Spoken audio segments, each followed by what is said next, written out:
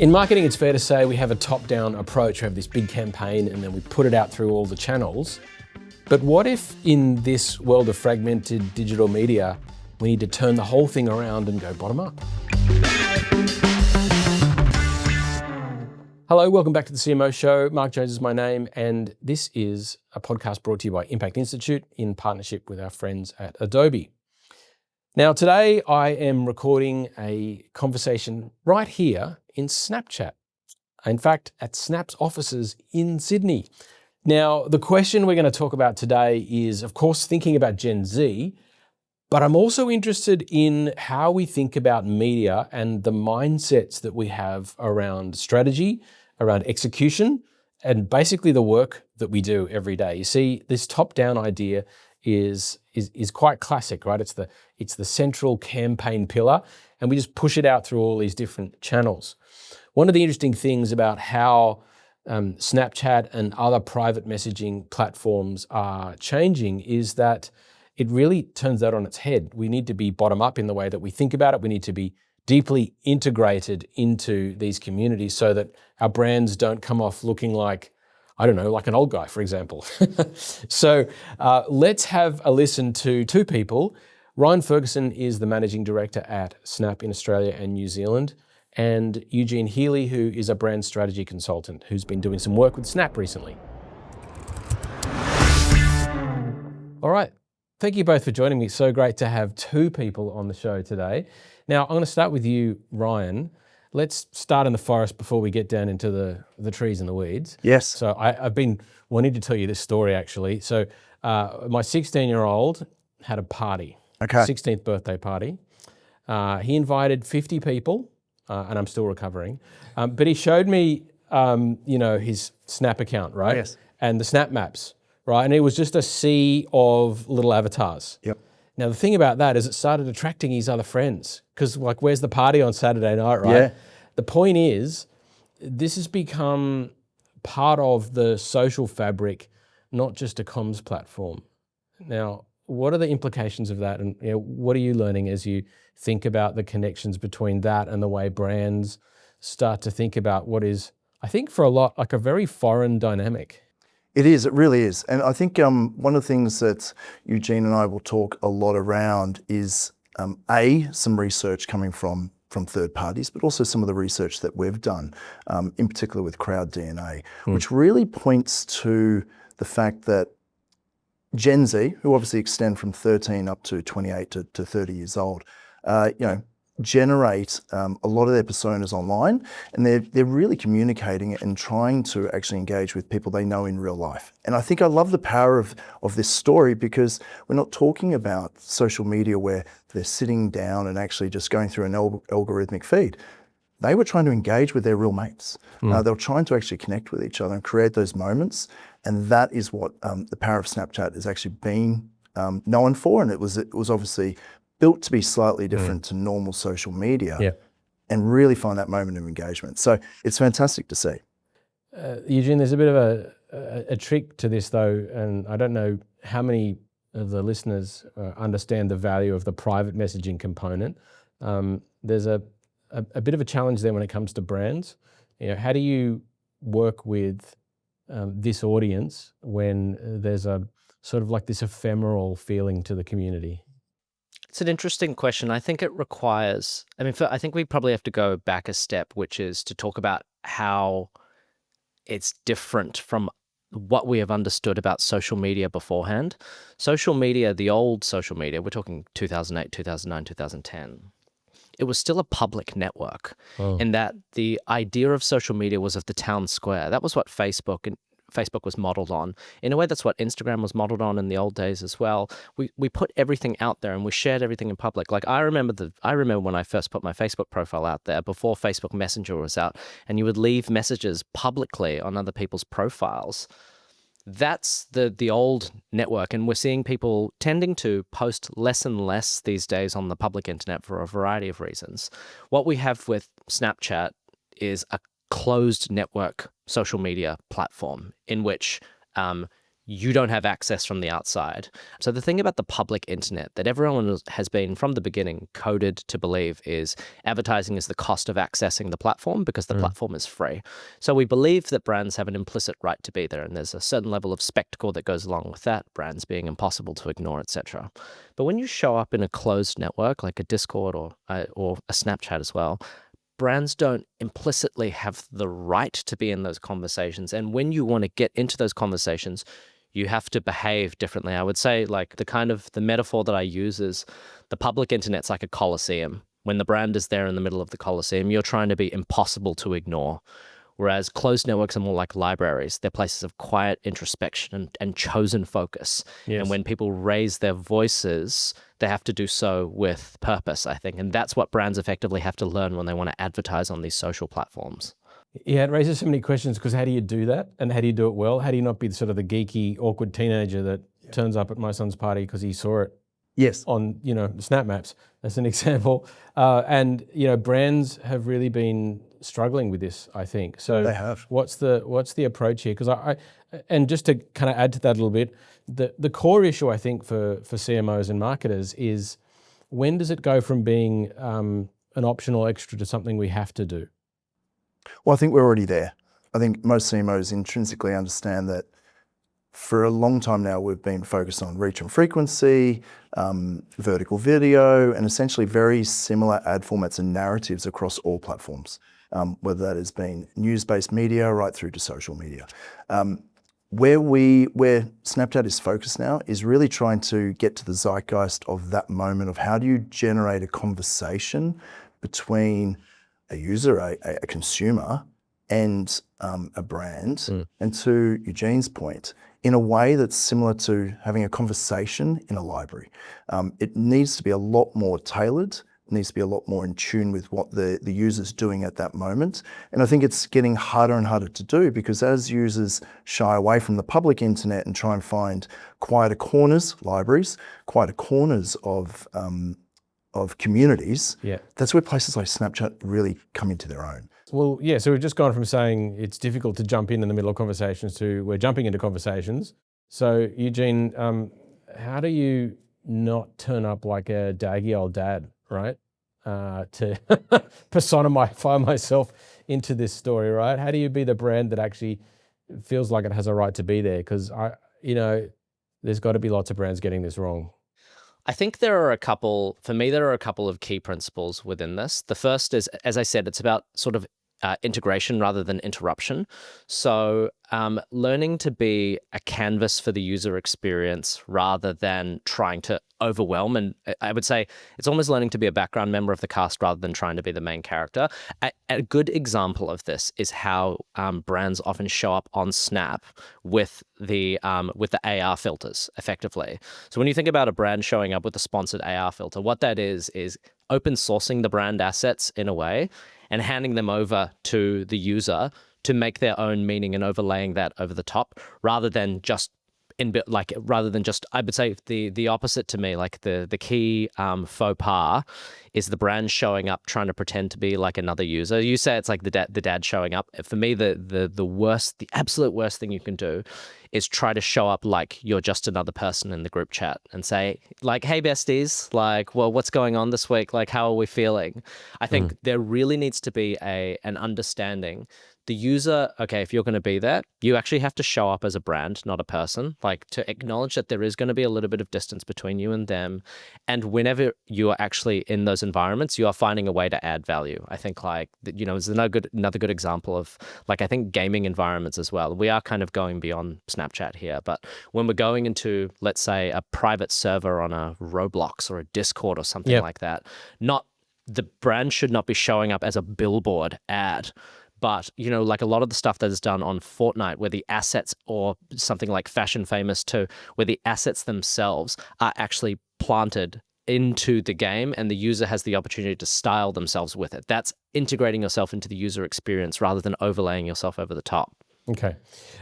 There's two things I'm hearing. One is that you can bring, messages that you're using in different campaigns into these environments, but you can also let people come in and effectively muck around with your brand image. Yeah, and I think it's a very uncomfortable space for marketers to get their heads around. And I think there's been some great discussion of recent around advice from very large FMCG or CPG businesses starting to understand that they need to offload some of their brand equity into the hands of potentially users and or creators. Eugene, I want you to kind of comment on that actually, because I printed out the article you wrote for The Guardian where there's a cracking line in here. You're sort of talking about this idea of the paradox of big brands trying to play in these spaces, right? Your comment up the front was that it can quite often be a mirage in terms of being authentic. The more we try to prove we're authentic online, the more we seem to accelerate its disappearance. And then you went on to say that, brands, and I'm not pointing the finger here necessarily at Snap, but in terms of how brands think about getting involved in these different platforms, the irony is that, multinationals with billions of dollars in market capitalization are pretending to be jaded teenagers, and yet here we are. So there's this big brand juxtaposed against kids who really don't care. How do you get that right? Because I know this is so niche and nuanced. Eugene, what do you say to brands that sort of step into this space?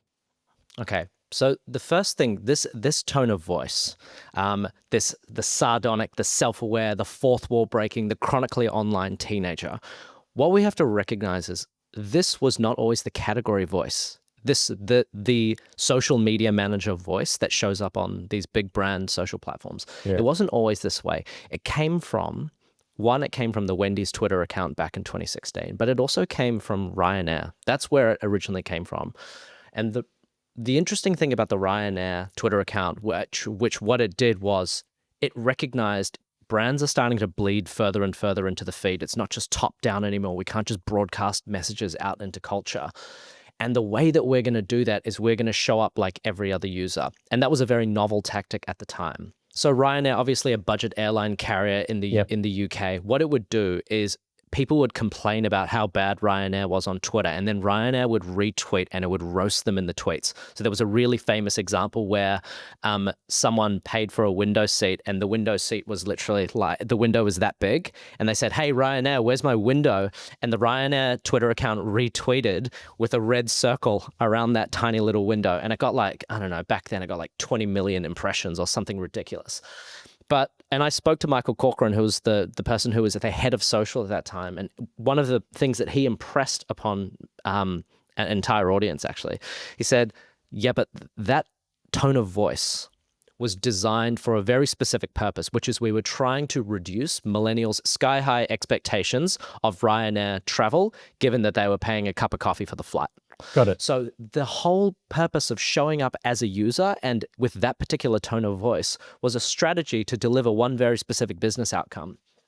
And it got a lot of engagement, but it accomplished that purpose. Now what we have, as is so common with the world of branding, we have an instance where other brands see, wow, that gets engagement, and they don't recognize that the engagement actually serves a purpose. And so they copy the form, but they don't copy the underlying meaning. And that's what I think is the real problem. Or the idea. The idea. Yeah. And so I think like we ask, okay, what do brands need to do? Some strategy would be nice. What are the actual associations that you are trying to build? What's the comms objective that underlies this particular way that you show up on social media? And then how does that influence the tone of voice? There may be some, there may be some instances where Michael called it the Ryan Reynolds tone of voice made sense. But for the vast majority of people, it doesn't actually make sense for you to show up like a 16-year-old who's just finished his shift flipping burger patties. Yeah, so obviously you're not just letting your social medias have at it and make up the tone of voice and the strategy on the fly just because they're Gen Z and they get it, right? Which, by the way, these are adults we're talking about now as opposed to the next generation below them, not quite exactly, so. Right. Exactly. I mean, if you signed up to a Snapchat account when it first opened, you would have been 13, 14. You're now 27, 28 years old. Yeah, so wow. that they're economically important as well. So I think, and Eugene talks about this a lot, we sort of put a label on this demographic, Gen Z, as people that moan and groan about avocado on their toast and et cetera, but they are a economic force field, right? They are, they're worth $12 trillion globally. Look around your office, look around my office. In 5 years' time, they'll be 30% of our workforce. So it does raise a good question, which is how do you keep them once they tip over into, I'm going to call it older adulthood or the Middle Ages? Yeah. You're going to lose them at some point, right? No, I disagree with that. I think from our perspective, what's really interesting is you look at our community numbers globally, they continue to grow. One of the things that we But do... are they staying is the question? I mean, there might be Yes. new people Yeah. coming in. We see the average tenure is 5 year plus. So once they're in, they stay for at least 5 years. So it's a really interesting ecosystem. And the reason they're doing that is they're staying connected to their best mates. So your son, for example, will likely be on that platform for some years to come because it's a place where he connects with his best mates. Yeah. I think that's an important one that we need to understand from a advertising perspective, a strategy perspective. It's like, how do you create a conversation with these people with values and authenticity over a long period of time? Eugene, you've seen platforms evolve over the years. What's your take on the stickiness thing? Because I think, brands are thinking about loyalty and how do they, I guess, maintain the investment they've put into, a lot of these campaigns. Look, I think obviously Snap will have to talk about that from a product perspective. I think so how we actually came into contact with one another was that I delivered a keynote at Snapchat's EMEA conference over in Soho Farmhouse outside of London. And I was there obviously ingesting a lot of Snap messaging. You're right, because before that, I was like, it's just the kids app, man. And I wasn't really thinking about it because it's a closed network. So you literally don't hear as much about it because it's people communicating with one another rather than performing for the public internet. And I thought learning about Snap through that process, one of the first things that I learned was, while yes, it is a platform for a lot of young people, one of the most significant comms groups, user groups for Snapchat, is families. So there's a Snapchat, a chat group that is effectively the parents, sometimes the grandparents, the kids as well. And I can't remember who I said when we were at one of our dinners, Ryan, where someone said, Snap is the only way I can convince my kids to talk to me. Yes. So I think there is... Yeah, I've got a lot of those stories. They won't respond to WhatsApp. They won't respond to this. They won't respond to any. They don't want, they don't want to respond to any message that contains a trace. And I think, I think we were talking about a lot of what Snap's appeal is in ephemerality. I always talk about the different social platforms, the role they play. And I think the role for Snapchat is the ephemerality is the advantage. The fact that nothing is remembered, the fact that nothing exists and nothing sticks is why people continue to stay on it.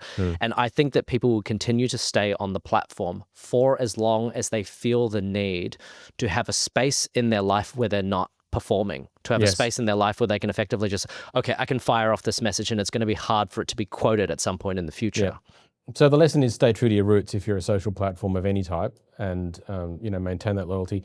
Now, I am coming at this with a pretty strong questioning mindset because CMOs have really, in my view, kind of seen it, as I said, one of the options, but not an essential option, for this group.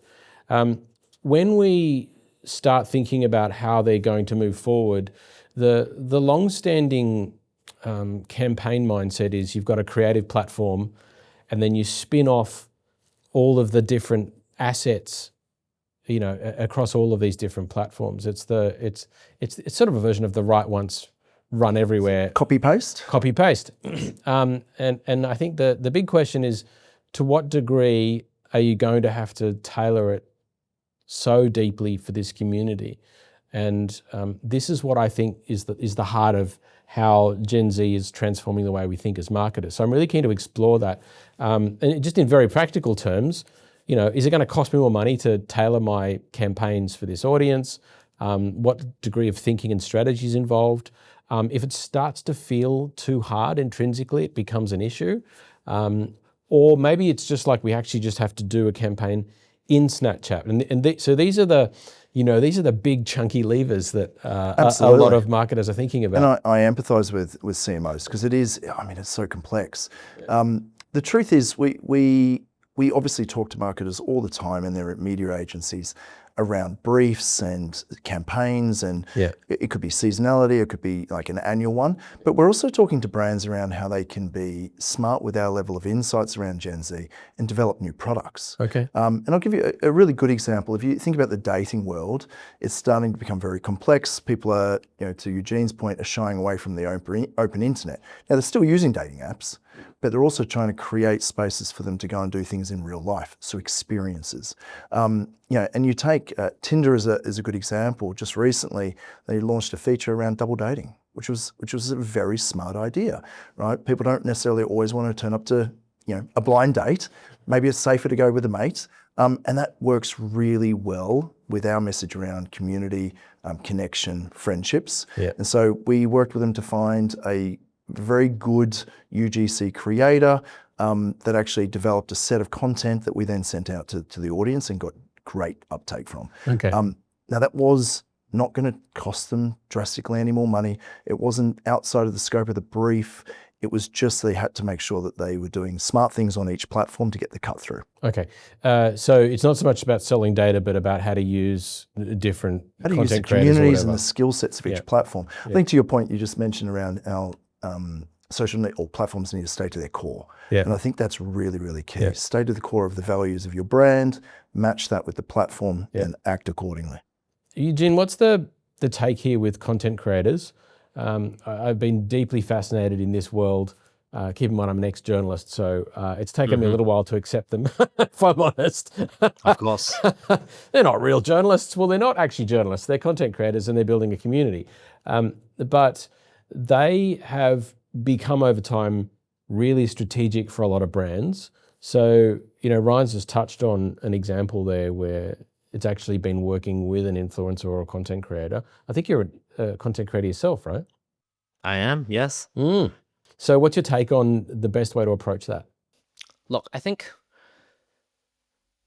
the way that we talk about content creators, I think, is often a little bit simplistic. Like, the authenticity word comes up a lot. Yeah, these people have a way to authentically connect with the communities. I think content creators, influence, etc., whatever you want to call them, they are a reflection of a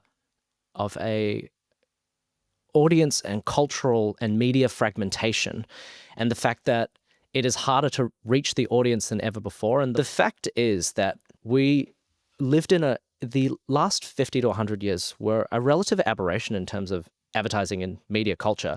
We lived in a monocultural media environment in which we had 3 TV stations that like 70% of the population watched, and media was so centralized in those environments. You could afford to build brands by saying, okay, we're going to go to the ad agency, they're going to do 6 months to do a creative concept, we're going to run a bunch of artificial testing, etc., and it's all going to come down to one ad that then gets, as you said, that then gets fragmented and cut down for all of these other platforms. The reality is now the audience is so decentralized. They're across so many channels. There's so much creative volume that is demanded as well. Influencers are a part of that effectively. What I would say as part of this conversation, to go to this idea of top-down versus bottom-up, is something that I've been talking a lot about recently. Brands should be thinking about how they can use that to their advantage to make their processes more cost-effective and efficient. So what we understand is that we live in this kind of remix culture right now, where all of these, your brand is only one path to the market, and these consumers, they're remixing, they're talking about the brands in different ways. Use that. So instead of taking 6 months to come to a brand campaign, test messaging out in market using creators, using performance marketing, etc. See what actually gets out there, and the messages that do well, why don't you scale them up into more significant creator campaigns? Why don't you start to scale them up into more like actual briefing packs? Why don't you start to do more owned media? Why don't you start to actually, put paid media behind that? And then once you've found the messages that really stick, that already have the social proof, you can scale that up into the aggregate brand campaign message. So you're using the fact that messaging is so decentralized to your advantage, and you're actually getting to test things in real time rather than having to basically put all of your eggs in one basket. And that's what happens with brand campaigns. campaigns, right? 3 to 6 months down the line when you've created a campaign, there's a sunk cost, and this thing has to go out to market, and we just have to hope it does well. I think like it's a really good opportunity, if nothing else, to reduce the hoping and praying element of brand building. So the remix thing is interesting to me. We've sort of touched on that a bit before in this conversation, but it ties into the idea of iterating on the fly and being a lot more creative and letting people play with your brand, which is quite scary for a lot of brands still. I love that thought process around having fun. I think a lot of brands need to embrace it and actually look for tools to do it. Yeah. And I came across one that actually used a bit of Snapchat tech the other day, but it wasn't a paid media execution on our platform. But it was at the Brisbane Broncos, and they were using the Snap Camera AR kit on the big screen. And they actually did a tie-up with Mother energy drinks, and the lens was essentially giving everyone a beautiful mullet, and they called it the Mother Mullet. But it was this notion of the camera going around the field and letting people play with their brand in a fun way and actually engage with it. And I just thought it was a fantastic moment where whoever the brand marketer or the CMO on Mother was, excellent job in terms of using tech and having some fun and letting go. Eugene, what's your take on that? Like, you know, and I'm sort of thinking back to the paradox you've called out a couple of times around people trying too hard, and particularly the kids. Yeah, look, I mean, what I want to say is whether it's about trying too hard or taking it too seriously, I think it's more that the old rigid model of brand guidelines and the brand dictating the brand must show up in this context made sense when we had a relatively centralized media environment. But now media is so decentralized and so chaotic. It's and mediated as well. I think one thing that is important to recognize when we think about brand campaigns or the way that comms happens on social, when you have a phone that is this close to your face and you're absorbing messages, you don't want you're not looking for high fidelity.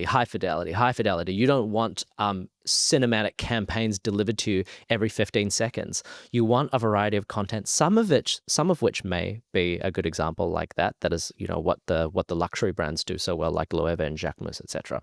Some of it's just a person talking into a camera. Sometimes it is just a funny mullet as well, some like fun activation of technology. Sometimes it is someone walking down the street and tripping and doing something funny and silly. And I think the brands that are doing well right now are the brands that really understand this, and they understand that like we live in this remix culture. You think about what Telstra did so well when they saw the Silly Walk campaign recently, and how people were taking that into their own context and making fun of it and parodying the brand.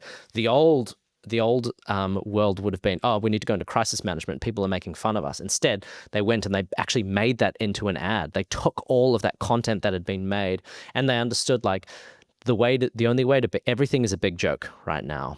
And the only way to win is to be in on it rather than be the butt of it. Yeah, it was a very clever response, I got to say.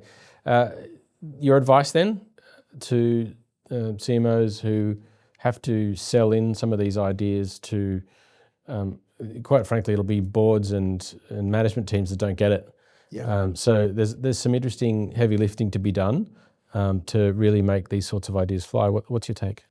Look, you know, if I was to think about a principle, it would be to truly understand your values and match those values to the channel and then ultimately the placements. Right. And don't be so rigid. What's your take, Eugene?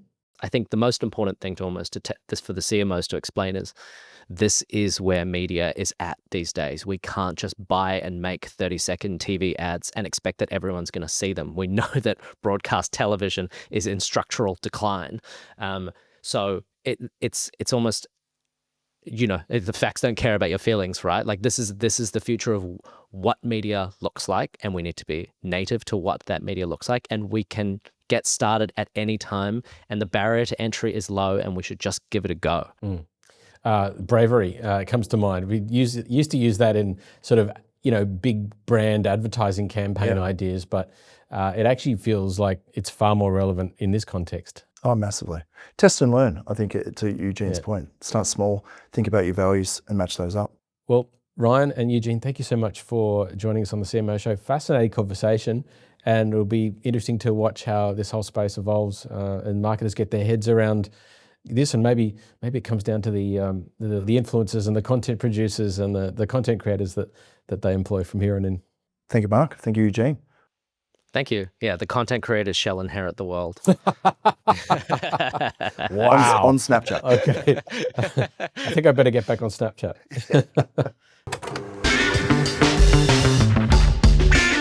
Well, I hope you enjoyed the interview. One of the things that I'm reflecting on is how CMOs need to make sure they really understand the community at a very, very kind of detailed level. It's quite a challenge too when you think about all the channels that are out there.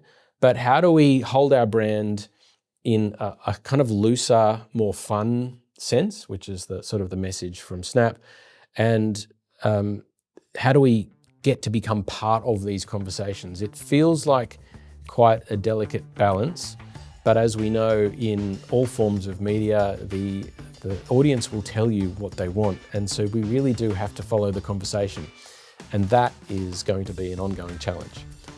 Thanks for joining us for this episode of The CMO Show. We'll see you next time.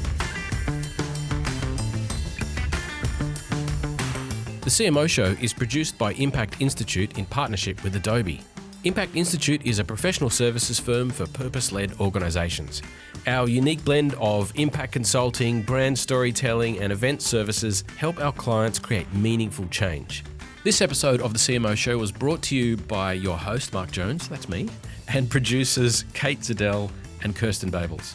Our audio engineers are Ed Chang and Daniel Marr.